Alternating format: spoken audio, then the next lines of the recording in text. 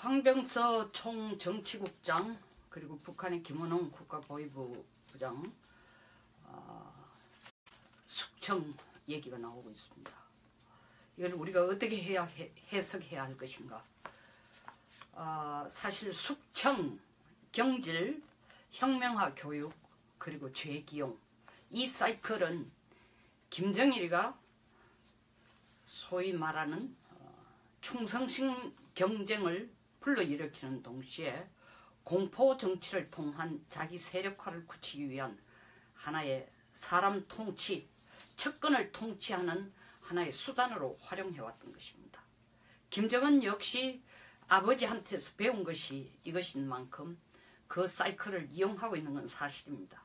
그러나 황병서와 김원홍의 이번 숙청을 완전한 영원한 용도 폐기인가 아니면 충성심 경쟁을 끌어내기 위한 하나의 그 순환교육, 혁명화 교육 내지는 숙청의 기간을 숙청이라는 건 한 여러가지 대여섯 가지 형태로 나타납니다. 처형에서부터 시작해가 교육에 이르기까지 뭐 유배 여러가지 있습니다. 어쨌든 그 숙청의 기간으로 볼 것인가의 문제인데 제가 볼 때는 실질적으로 북한에 있어서 이 숙청이라는 하나의 패러다임이 정치의 직접적인 공포 정치를 끌어가기 위한 수단으로 아주 적극적으로 활용된 것은 물론 김일성 때부터였습니다만은 김일성이 1962년 실질적으로 갑산파의 강경파에 의해 추대되어서 사실은 1950년 전쟁도 끌어가고 했지만 실질적으로 김일성이 북한의 유일 영도 주자로서 발판을 굳히기 시작한 건 1962년이라고 봐야 됩니다. 역시 김일성 역시 이런 방법을 썼지만 김일성은 자기가 집권을 할 때에 많은 동료들도 있고 적도 있었지만 많은 사실은 동료들이 있었습니다. 소위 말하는 빨치산파라 해서 항일 운동을 하던 그리고 또 중국에 가서 이 항일 전쟁, 중일 전쟁에 직접적으로 모태동을 돕던 그런 세력들이 김일성의 실질적인 피부치 이상의 가까운 그런 혈맹의 동지였습니다. 그에 반해서 김정일은 그런 혁명화 작업을 피를 흘리는 혁명화 작업을 거쳐서 집권한 것이 아니라 아버지로부터의 철저한 권력 수업 동시에 아버지로부터의 상당한 좀 견제도 받아가면서 김일성 종합대학을 졸업한 23살 때부터 50살 집권을 할 때까지 27년간에 걸쳐서 김정일은 군과 당의 주요 요직을 두루 경험하고 실질적으로 정치 경력을 거의 30년 가까이 현장에서 경험하고 김정일은 집권을 한 것입니다. 그래서 김정일 집권과 김정은 집권의 차이는 김정일은 당과 군을 경험을 했고 둘째 당과 군의 생리도 알고 있습니다. 그리고 세 번째 자기를 실질적으로 자기 세습 권력이 아니란 김정일은 사실 세습 권력이라기보다는 거의 권력 쟁탈에 가까운 과정을 거치면서 삼촌도 물리치고 자기 계모도 물리치고 하면서 실질적으로 권력을 잡은 그런 나름대로의 어떤 권력 투쟁을 거쳐서 집권한 사람에 비해서 김정은은 아버지 김정일의 건강이 급격하게 안 좋아지는 2008년 이후로부터 아주 빠른 시간 내에 후계 작업을 거쳐서 당 경험 하나 군 경험 하나 없이 갑자기 말 그대로 세습을 받은 그런 집권자입니다. 그래서 김정일과 김정은의 통치 형태는 닮은 점도 있고 다른 점도 있습니다. 김정일이 이러한 소위 말하는 숙청이라든가 경질이라든가 혁명화 교육 그리고 다시 그런 과정을 거쳐서 재기용하거나 아니면 숙청에서 완전히 끝내야 할 존재는 사형시키거나 이 사이클을 통해서 집권을 했지만 사실은 김정일을 집권자가 되도록 도와준 막강한 백그라운드들이 있습니다. 만경학파라든지 그 빨치산파의 자녀들 중에서 머리에 먹물이 전혀 없는 들지 않은 그런 빨치산파의 자녀들 중에서 나름대로의 지식인으로서 테크노크래트로서 그리고 머리에 먹물도 넣고 똑똑한 자식들을 모아가지고 자식들로 그룹, 형성이 된 만경학파 그룹들이 실질적으로 김정일을 집권자로 만드는데 혁혁한 공헌을 세운 것입니다. 거의 대표적인 인물 중에 하나가 실질적으로 뭐 채광의 자식으로서의 채룡의 같은 인물들이 있습니다. 그에 반해서 김정은은 아까도 말씀드린 것처럼 당이나 군이나 경험이 전혀 없기 때문에 김정은의 정치 기반은 완전히 정보 정치로 시작한 겁니다. 정보를 통해서 누구를 가까이 하고 누구를 숙청시키고 누구를 자기 편으로 끌어안고 누구를 제거해야 된다라는 걸 거의 정보에 의존했습니다. 때문에 김정은은 집권 후에 5차례에 걸쳐서 우리로 치면 국방부 장관인 인민무력부장을 갈아치우고 3차례에 걸려서 총참모장, 우리로 치면 합참의장을 갈아치웠지만 2012년 4월부터 자기가 기용한 국가보위부의 부장인 김원홍은 최근 실각시키기 전까지 김원홍을 그대로 썼습니다. 다시 말하면 국정원장은 한 번도 바꾸지 않고 끌고 왔다는 거죠. 이렇게 김원홍에게 힘을 실어준 이유는 실질적으로 김정은이 정보정치에 아주 매달리고 있었기 때문에 김원홍이 가져오는 정보를 거의 독점하면서 그 정보에 의해서 누구를 제거하고 누구를 숙청하고 누구를 그대로 자기의 측근으로 끌고 가야 될지 카테고리를 만들었던 것입니다. 그래서 김원홍의 실질적인 김원홍에 대한 신뢰라는 것은 거의 뭐 물샐 틈이 없었다고 해도 과언이 아닙니다. 그렇지만 2015년 실질적으로 김정은은 자기가 집권 후에 가장 많은 사람을 측근들 중에서 실세이던 사람 그리고 자기의 아주 측근이고 충신이라 하던 사람들을 많이 죽였습니다. 김격식이 뭐 77살에 죽었지만 사실 김정은으로 보면 가장 중요한 사람 중에 군인다운 군인이고 정치에 물들지 않으면서 천안함 사태를 주도한 군인 중에 군인인데 77에 심장마비로 죽었다고 하지만 그것도 상당히 의문이 있는 거고 그리고 또 현영철 인민무력부장을 처형했습니다. 그리고 또 그해 말에 김양근이 교통사고로 죽습니다.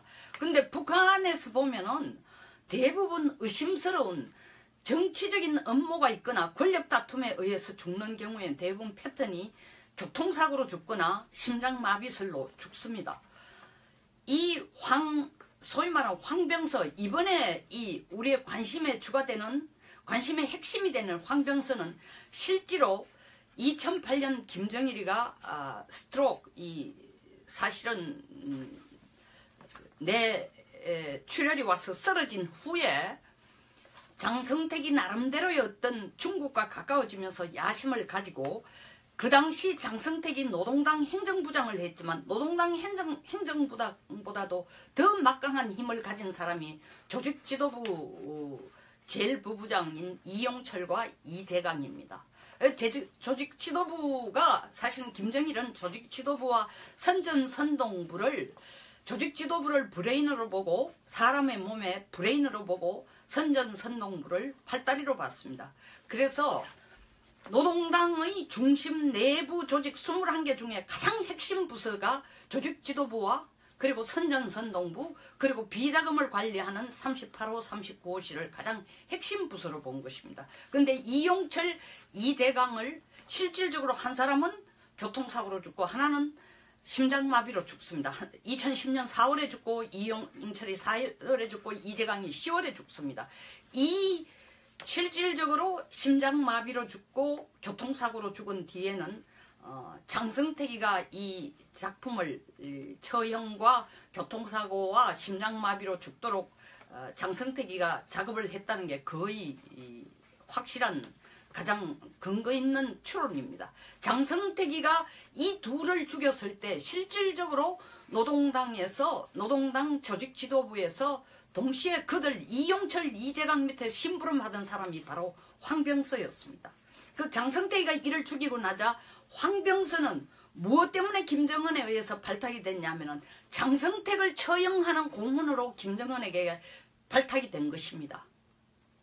그 후 황병서는 제2인자의 자리를 철저하게 지키면서 최룡해 그리고 김원홍과의 치열한 권력 다툼을 하고 최룡해와 치열한 권력 다툼을 하다가 2014년에 사실 최룡해를 혁명화 교육으로 숙청시킵니다. 보냈다가 다시 최근에 중앙당 소위 말하는 부위원장으로까지 되돌아왔지만 김원홍과 황병서가 그 사이에 많은 치열한 싸움이 있었지만 김원홍은 나름대로의 황병서의 비리에 대한 자료를 갖고 있고 황병서는 김원홍의 아들에 대한 비리를 갖고 있다가 치열한 정보 싸움에 의해서 황병서가 결국 김원홍이 먼저 김정은에 의해 찍히도록 만들고 난 뒤에 황병서가 그 순서를 지금 보복을 당하는 걸 봅니다. 그런데 그 보복의 실질적으로 보복은 제가 볼 때 3년 전에 당한 최룡해가 다시 황병서와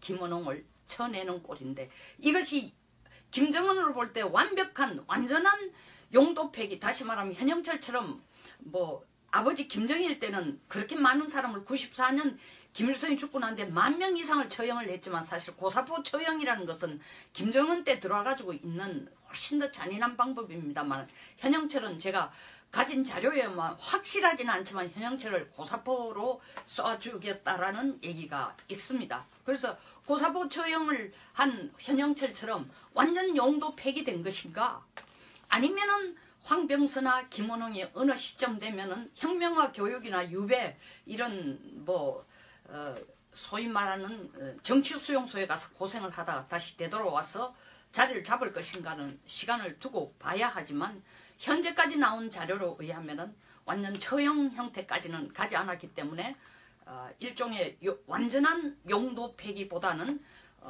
일시적인 이 권력 다툼의 소위 말하는 순서라고 봅니다. 근데 이 권력 다툼의 순서는 황병서와 김원홍이가 소위 말하는 최룡해에 의해서 밀려났다. 이건 있을 수가 없는 것입니다.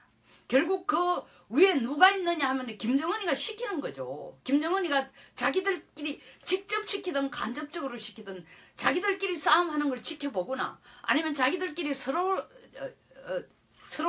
자기 손에 피를 묻히지 않고 서로 쳐내도록 하는 이런 모습을 김정은이가 지켜보고 있는 상황인데 뭐 이 민주당 간사 정보위 간사는 김모 의원은 이것이 뭐 빨치산과 소위 말 백두혈통 간의 싸움이라 하는데 빨치산이라는 세대는 지금 뭐 빨치산 세대는 김일성 때 거의 끝나고 김정일 때 그 조금 남아있던 80 넘은 노친네들이 지금 실질적으로 정치 전선에 서인 사람은 없습니다. 그래서 빨치산 후손들이라고 할 수 있지만 빨치산 세대라고는 할 수 없고 또 백두혈통이라는데 김정은이가 무슨 백두혈통입니까? 태어난 것도 백두산 밑이 아니고 원산이라는 얘기도 있고 어디 여러 가지 이야기가 있습니다. 그래서 김정은이가 자기 생일이 서너 개씩이나 되는 게 실질적으로 생일이 서너 개씩이나 되고 그걸 국경위로 정하지도 않고 자기의 출생지도 정확하게 밝히지 않는 게 다 그런 좀 부끄러운 엄마도 사실은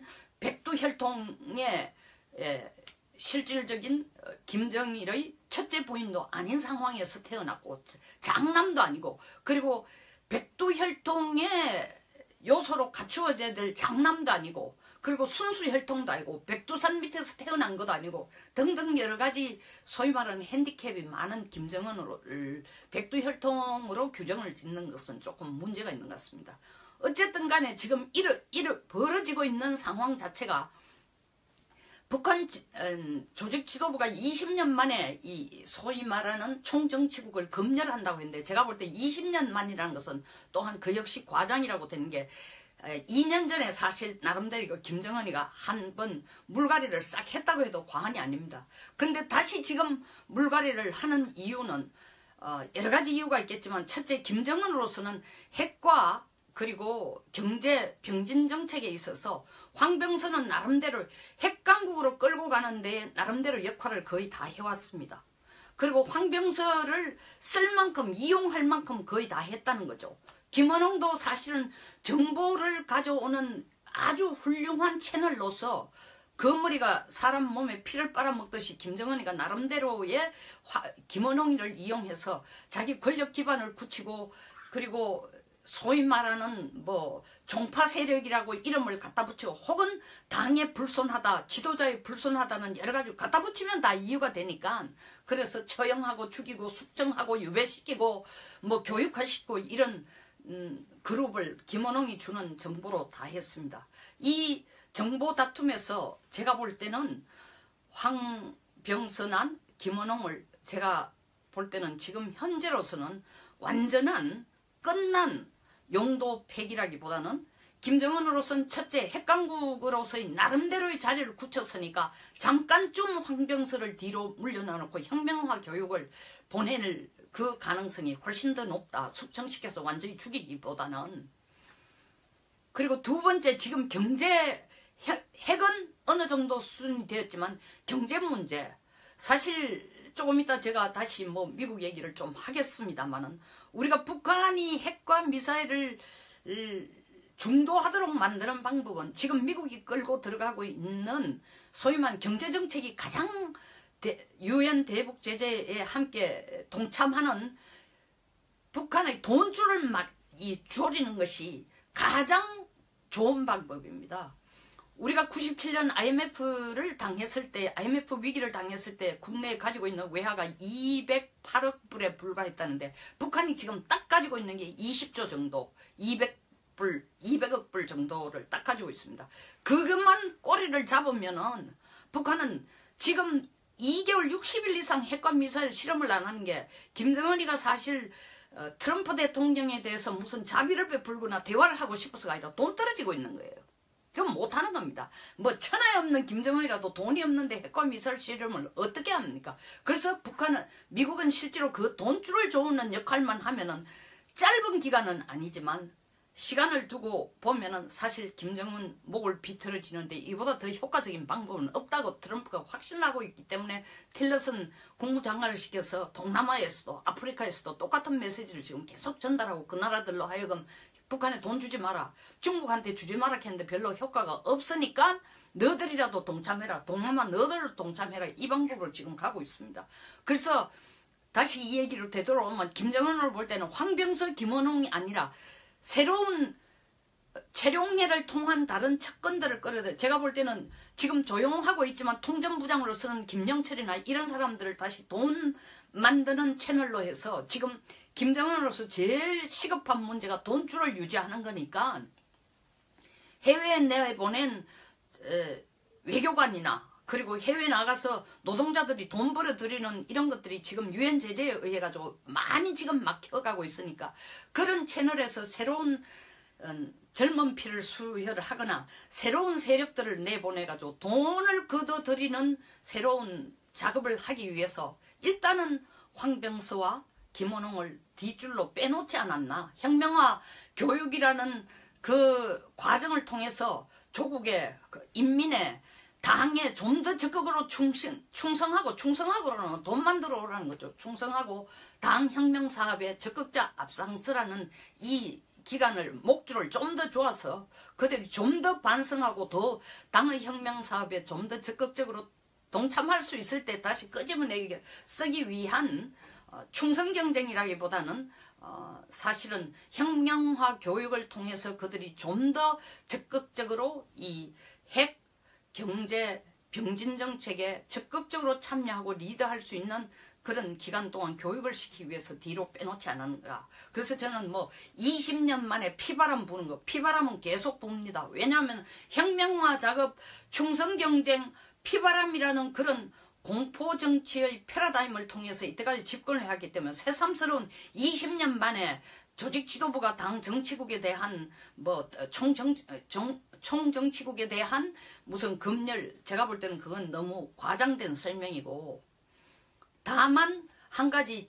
조직 지도부가 다시 2000년대 초반처럼 김정일 때처럼 조직 지도부가 큰 역할을 할 수 있는 그런 계기를 만들려고 김정은이가 김원홍이나 황병서 같은 친구들을 뒤로 일단 물리는 게 아닌가 생각이 됩니다. 왜냐하면 문경덕이라든가 이런 친구들, 김평희 같은 친구들은 나이가 사실은 60이 안 된 젊은 친구들을 지금 김정은이가 자기 밑에 거느리면서 손발처럼 쓰기 위해서는 일단 기존에 쓰던 식구들을 황병서나 김원홍 같은 친구들을 뒤로 물리고, 그래도 재룡이는 아버지, 할아버지 세대 때부터 계속 끌어오던 친구고, 또 한 2년 정도 혁명화 교육을 시켰으니까 이제 좀 더 김정은에게 충성할 준비가 돼 있다고 생각하니까 끌어다가 지금 쓰는 게 아닌가. 그래서 제가 볼 때는 완전한 용도 폐기 이제는 끝났다. 뭐 황병서를 안 데려올 것이다. 김원호이를 처형할 것이다. 그런 상황까지는 가지 않는다. 다만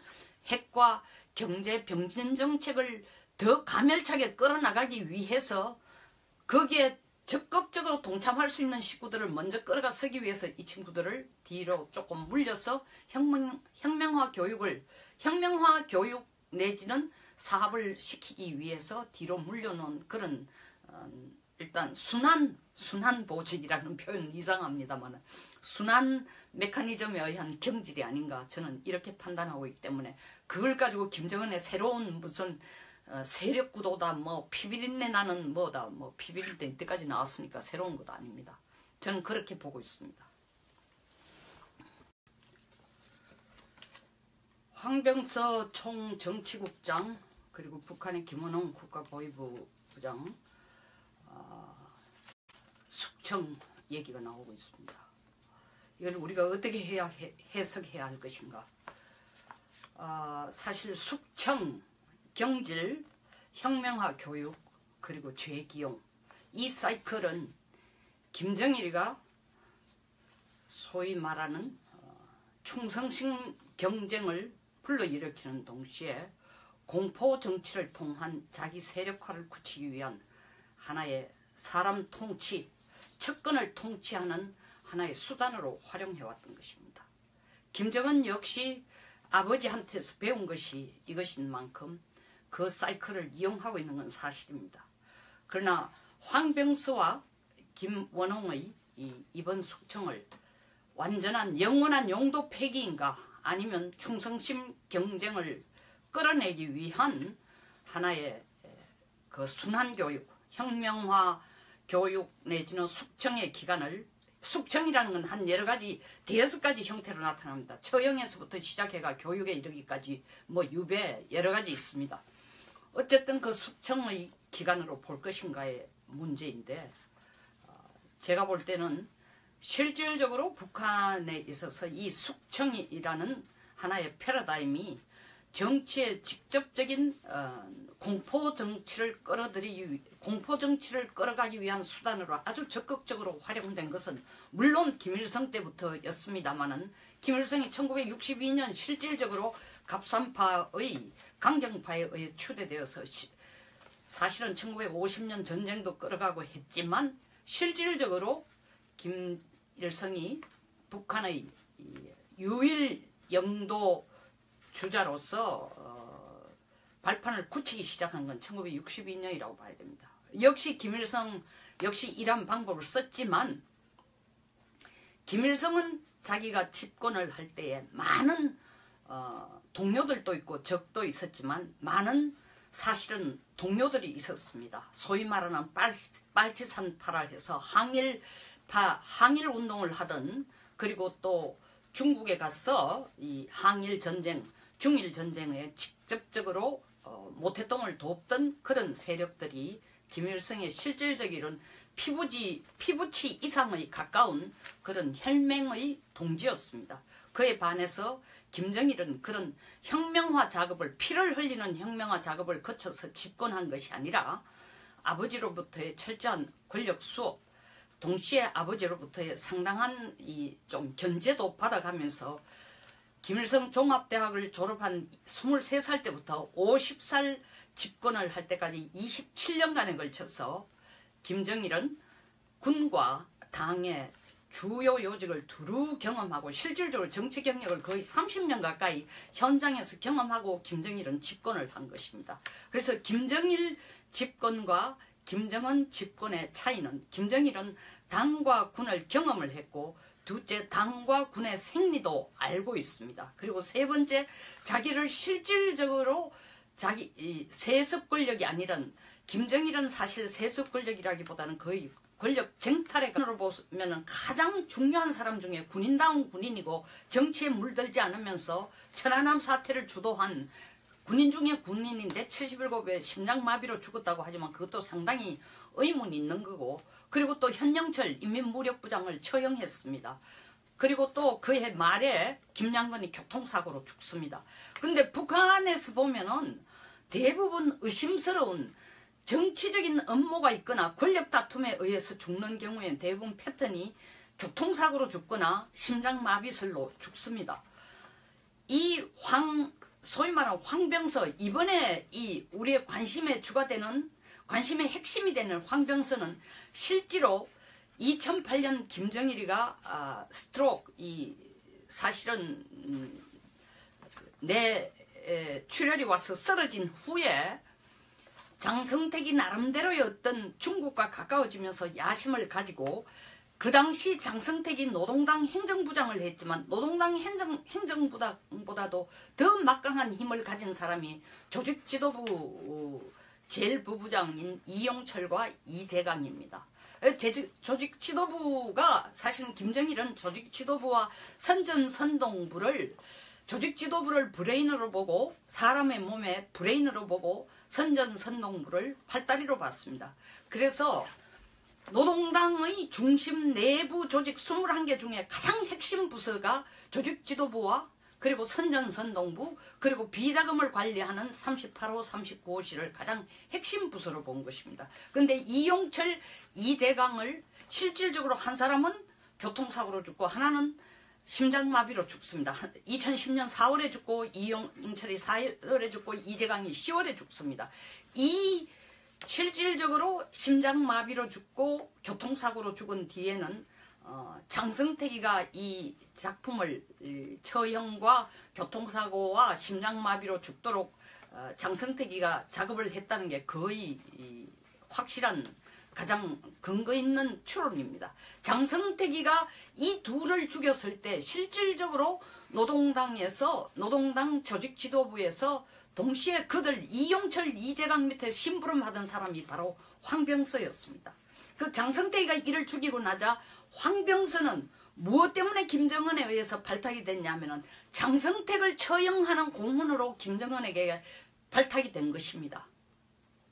그 후 황병서는 제2인자의 자리를 철저하게 지키면서 최룡해 그리고 김원홍과의 치열한 권력 다툼을 하고, 최룡해와 치열한 권력 다툼을 하다가 2014년에 사실 최룡해를 혁명화 교육으로 숙청시킵니다. 보냈다가 다시 최근에 중앙당 소위 말하는 부위원장으로까지 되돌아왔지만, 김원홍과 황병서가 그 사이에 많은 치열한 싸움이 있었지만 김원홍은 나름대로의 황병서의 비리에 대한 자료를 갖고 있고, 황병서는 김원홍의 아들에 대한 비리를 갖고 있다가 치열한 정보 싸움에 의해서 황병서가 결국 김원홍이 먼저 김정은에 의해 찍히도록 만들고 난 뒤에 황병서가 그 순서를 지금 보복을 당하는 걸 봅니다. 그런데 그 보복의 실질적으로 보복은 제가 볼 때 3년 전에 당한 최룡해가 다시 황병서 가까운 과정을 거치면서 삼촌도 물리치고 자기 계모도 물리치고 하면서 실질적으로 권력을 잡은 그런 나름대로의 어떤 권력 투쟁을 거쳐서 집권한 사람에 비해서 김정은은 아버지 김정일의 건강이 급격하게 안 좋아지는 2008년 이후로부터 아주 빠른 시간 내에 후계 작업을 거쳐서 당 경험 하나, 군 경험 하나 없이 갑자기 말 그대로 세습을 받은 그런 집권자입니다. 그래서 김정일과 김정은의 통치 형태는 닮은 점도 있고 다른 점도 있습니다. 김정일이 이러한 소위 말하는 숙청이라든가 경질이라든가 혁명화, 교육, 그리고 다시 그런 과정을 거쳐서 재기용하거나 아니면 숙청에서 완전히 끝내야 할 존재는 사형시키거나 이 사이클을 통해서 집권을 했지만, 사실은 김정일을 집권자가 되도록 도와준 막강한 백그라운드들이 있습니다. 만경학파라든지 그 빨치산파의 자녀들 중에서 머리에 먹물이 전혀 없는 들지 않은 그런 빨치산파의 자녀들 중에서 나름대로의 지식인으로서 테크노크래트로서 그리고 머리에 먹물도 넣고 똑똑한 자식들을 모아가지고 자식들로 그룹, 형성이 된 만경학파 그룹들이 실질적으로 김정일을 집권자로 만드는데 혁혁한 공헌을 세운 것입니다. 그 대표적인 인물 중에 하나가 실질적으로 뭐 최광의 자식으로서의 최룡해 같은 인물들이 있습니다. 그에 반해서 김정은은 아까도 말씀드린 것처럼 당이나 군이나 경험이 전혀 없기 때문에 김정은의 정치 기반은 완전히 정보 정치로 시작한 겁니다. 정보를 통해서 누구를 가까이 하고 누구를 숙청시키고 누구를 자기 편으로 끌어안고 누구를 제거해야 된다는 걸 거의 정보에 의존했습니다. 때문에 김정은은 집권 후에 5차례에 걸쳐서 우리로 치면 국방부 장관인 인민무력부장을 갈아치우고 3차례에 걸려서 총참모장, 우리로 치면 합참의장을 갈아치웠지만 2012년 4월부터 자기가 기용한 국가보위부의 부장인 김원홍은 최근 실각시키기 전까지 김원홍을 그대로 썼습니다. 다시 말하면 국정원장은 한 번도 바꾸지 않고 끌고 왔다는 거죠. 이렇게 김원홍에게 힘을 실어준 이유는 실질적으로 김정은이 정보정치에 아주 매달리고 있었기 때문에 김원홍이 가져오는 정보를 거의 독점하면서 그 정보에 의해서 누구를 제거하고 누구를 숙청하고 누구를 그대로 자기의 측근으로 끌고 가야 될지 카테고리를 만들었던 것입니다. 그래서 김원홍의 실질적인 김원홍에 대한 신뢰라는 것은 거의 뭐 물샐 틈이 없었다고 해도 과언이 아닙니다. 그렇지만 2015년 실질적으로 김정은은 자기가 집권 후에 가장 많은 사람을 측근들 중에서 실세이던 사람 그리고 자기의 아주 측근이고 충신이라 하던 사람들을 많이 죽였습니다. 김격식이 뭐 77살에 죽었지만 사실 김원홍도 사실은 정보를 가져오는 아주 훌륭한 채널로서 그 머리가 사람 몸에 피를 빨아먹듯이 김정은이가 나름대로의 김원홍이를 이용해서 자기 권력 기반을 굳히고 그리고 소위 말하는 뭐 종파 세력이라고 이름을 갖다 붙이고 혹은 당에 불손하다 지도자에 불손하다는 여러 가지 갖다 붙이면 다 이유가 되니까 그래서 처형하고 죽이고 숙청하고 유배시키고 뭐 교육화시키고 이런 그룹을 김원홍이 주는 정보로 다 했습니다. 이 정보 다툼에서 제가 볼 때는 황병선안 김원홍을 제가 볼 때는 지금 현재로서는 완전한 끝난 용도 폐기라기보다는 김정은으로서는 첫째 핵강국으로서의 나름대로의 자리를 굳혔으니까 잠깐 좀 황병서를 뒤로 물려놔놓고 혁명화 교육을 보낼 그 가능성이 훨씬 더 높다. 숙청시켜서 완전히 죽이기보다는. 그리고 두 번째 지금 핵은 어느 정도 수준이 되었지만 경제 문제 사실 조금 이따 제가 다시 뭐 미국 얘기를 좀 하겠습니다만은 우리가 북한이 핵과 미사일을 중도하도록 만드는 방법은 지금 미국이 끌고 들어가고 있는 소위 말하는 경제정책이 가장 유엔 대북 제재에 함께 동참하는 북한의 돈줄을 조리는 것이 가장 좋은 방법입니다. 우리가 97년 IMF 위기를 당했을 때 국내에 가지고 있는 외화가 208억 불에 불과했다는데 북한이 지금 딱 가지고 있는 게 20조 정도, 200억 불 정도를 딱 가지고 있습니다. 그것만 꼬리를 잡으면은 북한은 지금 2개월 60일 이상 핵과 미사일 실험을 안 하는 게 김정은이가 사실 트럼프 대통령에 대해서 무슨 자비를 베풀거나 대화를 하고 싶어서가 아니라 돈 떨어지고 있는 거예요. 그럼 못하는 겁니다. 뭐 천하에 없는 김정은이라도 돈이 없는데 핵과 미사일 실험을 어떻게 합니까? 그래서 미국은 실제로 그 돈줄을 조우는 역할만 하면은 짧은 기간은 아니지만 시간을 두고 보면은 사실 김정은 목을 비틀어지는데 이보다 더 효과적인 방법은 없다고 트럼프가 확신하고 있기 때문에 틸러슨 국무장관을 시켜서 동남아에서도 아프리카에서도 똑같은 메시지를 지금 계속 전달하고 그 나라들로 하여금 북한에 돈 주지 마라, 중국한테 주지 마라 했는데 별로 효과가 없으니까 너들이라도 동참해라, 동남아 너들 동참해라, 이 방법을 지금 가고 있습니다. 그래서 다시 이 얘기로 되돌아오면 김정은을 볼 때는 황병서, 김원홍이 아니라 새로운 최룡예를 통한 다른 측근들을 끌어들, 제가 볼 때는 지금 조용하고 있지만 통전부장으로 쓰는 김영철이나 이런 사람들을 다시 돈 만드는 채널로 해서, 지금 김정은으로서 제일 시급한 문제가 돈줄을 유지하는 거니까 해외에 내보낸 외교관이나 그리고 해외 나가서 노동자들이 돈 벌어들이는 이런 것들이 지금 유엔 제재에 의해 가지고 많이 지금 막혀가고 있으니까 그런 채널에서 새로운 젊은 피를 수혈을 하거나 새로운 세력들을 내보내 가지고 돈을 걷어들이는 새로운 작업을 하기 위해서 일단은 황병서와 김원홍을 뒷줄로 빼놓지 않았나. 혁명화 교육이라는 그 과정을 통해서 조국의 인민의 당에 좀 더 적극으로 충성하고라는 돈 만들어 오라는 거죠. 충성하고와